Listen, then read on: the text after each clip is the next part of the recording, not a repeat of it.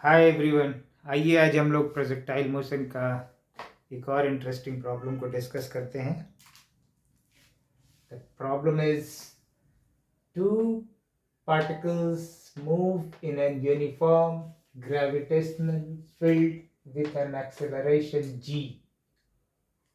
At the initial moment, the particles were located at one point and moved with velocities u1 3 meter per second and u2 4 meter per second horizontally in opposite directions. Find the distance between the particles at the moment when their velocity vectors become mutually perpendicular to each other.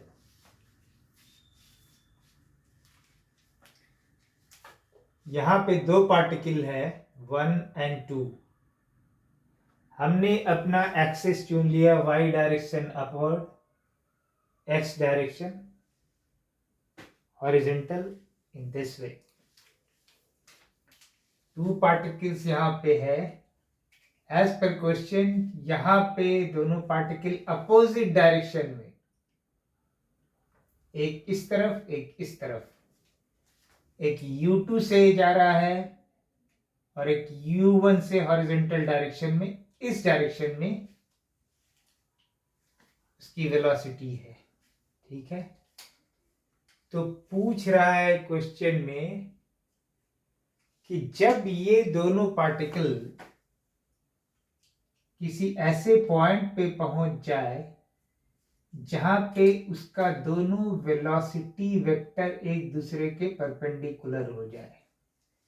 जैसे हमने यहां दिखाया है कि मान लिया t is equal to p subscript t पे both the particle का velocity vector becomes perpendicular to each other। ठीक है, वहां पे हमने उसकी वेलोसिटी को vp1 लिख दिया, पार्टिकल 2 का vp2 लिख दिया अपने कन्वीनियंस के लिए। सबस्क्रिप्ट मैं इसलिए ऐसा चुनता हूं जिससे आसान हो आपको समझने में। p is for particle, 2 is for number 2 particle and v is the velocity at p is for perpendicular, so 2 is for particle number 2 and v is velocity when it becomes perpendicular to vp1, right? The same way you can interpret vp1। तो आइए इसको solve करने की कोशिश की जाए।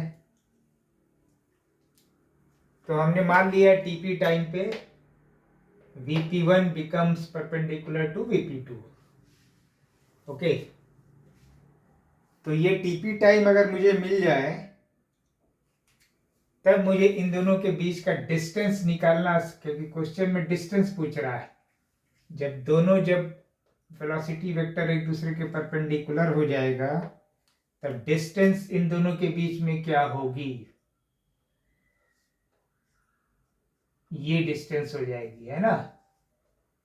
इसको d मान लेते हैं, d से हम लोग नोटेट करते हैं। तो d के बारे में पूछ रहा है कि d इज व्हाट।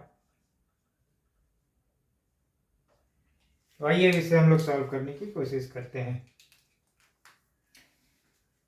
u1 से ये ग्रेविटेशनल फील्ड में पार्टिकल ट्रैवल कर रहा है, तो ये पैराबोलिक पाथ, अपना एक पैराबोलिक पाथ पे आएगा। सेम वे ut भी अपना एक पैराबोलिक पाथ पे जाएगा। ठीक है, तो किसी भी टाइम t पे हम पार्टिकल के मोशन को लिखते हैं, वो आप जानते हैं कैसे लिख सकते हैं।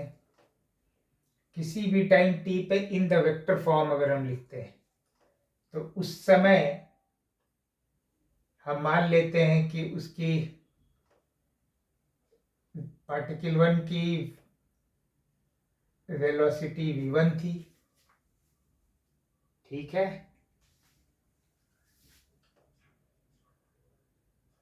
अब x डायरेक्शन में v पार्टिकल 1 का मोशन या वेलोसिटी क्या होगा, हॉरिजॉन्टल डायरेक्शन में in neither direction there is no acceleration, तो पार्टिकल की वेलोसिटी वही रह जाएगी जो इनिशियल वेलोसिटी थी, जो u1 था, but u1 negative of the X direction आ रहा है, तो हम लोग u1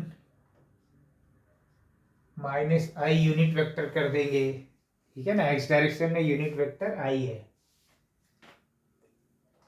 फिर इसका दूसरा क्या होगा, टी टाइम में initially vertical velocity at this point was 0 for particle 1, तो टी टाइम में इसकी वेलोसिटी क्या हो जाएगी, g इंटू टाइम हो जाएगी, है ना, आप लोग लिखते हो ना, v is equal to u plus a t, ठीक है। तो ये 0 था initially, in the y direction में अगर लिख रहा है तो यू वाई 0, राइट। तो टी टाइम पे के ए एक्सेलरेशन किस नेगेटिव वाई डायरेक्शन में, तो माइनस जी टी लिखेंगे, तो हम लोग इसको कंफर्टेबली लिख सकते हैं माइनस जी टी जे, या अब जी को प्लस रखते हैं तो negative Y of this, right. तो ये आपका हो जाएगा minus U one I minus G T J, ये हो गई पार्टिकल 1 की velocity at time interval T के बाद। ये इक्वेशन नंबर 1 हो गया। सिमिलरली फॉर नंबर 2 आप लिखिए, इसकी वेलोसिटी u2 डायरेक्शन में है, x के पॉजिटिव डायरेक्शन में है, तो u2 आई हो जाएगा माइनस जी टी जे हो जाएगा, राइट। अब हमें क्या निकालना है, अगर ये देखिए, अगर मैं दोनों का रिलेटिव वेलोसिटी ले लूं for the convenience of my calculation, ठीक है, तो पार्टिकल 2 का विथ रेस्पेक्ट टू 1 अगर हम ले लेते हैं relative velocity, velocity of particle 2 with respect to 1, तो ये आप जानते हैं this will be the velocity vector 2 minus velocity vector 1, right. यही होता है ना रिलेटिव वेलोसिटी का इक्वेशन। तो ये रख दिया, तो आपको ये u2 आई माइनस जी टी जे v1 का माइनस माइनस ये वाला है ना, तो ये प्लस हो जाएगा u1 आई, और ये क्या हो जाएगा जी टी जे भी प्लस हो जाएगा, करेक्ट। तो ये दोनों वेक्टर आपका नल वेक्टर हो जाएगा, तो आपको u2 प्लस u1 का,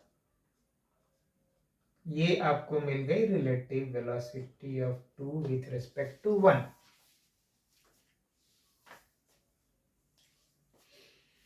इस डिस्टेंस को निकालने के लिए हमें क्या चाहिए, कुछ नहीं, अब सिंपली अगर मुझे, मैं v21 का मैग्नीट्यूड से जो टीपी टाइम लगा यहाँ से यहाँ पहुँचने में, टीपी को अगर मैं मल्टीप्लाई कर दूंगा तो ये गैप d मिल जाएगा, ये मुझे फाइंड आउट करना है।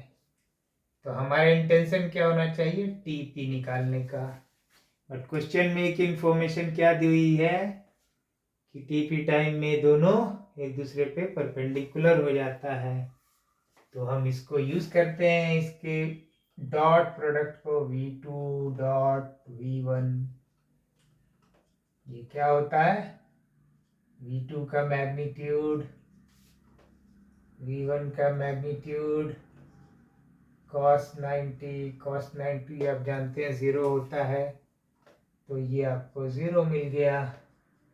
तो v2 डॉट v1 अब निकालने की कोशिश कीजिए 1 और 2 से, है ना। तो u2 u1 आई, तो माइनस u2 u1 आ गई, इसमें gt माइनस माइनस प्लस, सो ये आपको आ गई, आपको जी स्क्वायर टी स्क्वायर हो गया, बट टी क्या है, यहाँ पे cos 90 ले रहे हैं तो टी आपका टीपी हो गया है, तो टीपी इज इक्वल टू 0। तो आपको टीपी यहाँ से क्या मिल गई, u2 u1 का square root divided by g। ठीक है, ये मिल गया आपको, u2 मालूम है, u1 मालूम है, g का वैल्यू मालूम है, तो आपको डिस्टेंस d मिल जाएगी। इसको अगर थर्ड इक्वेशन बोले तो putting TP value in 3,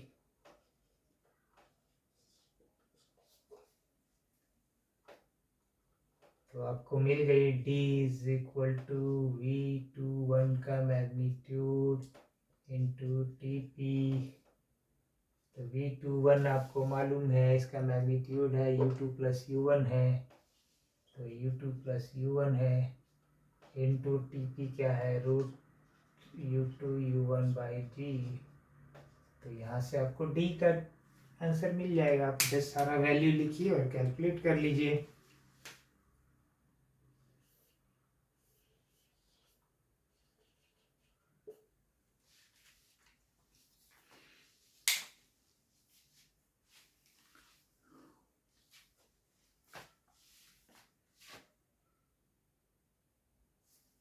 So hopefully the solution is very clear to you.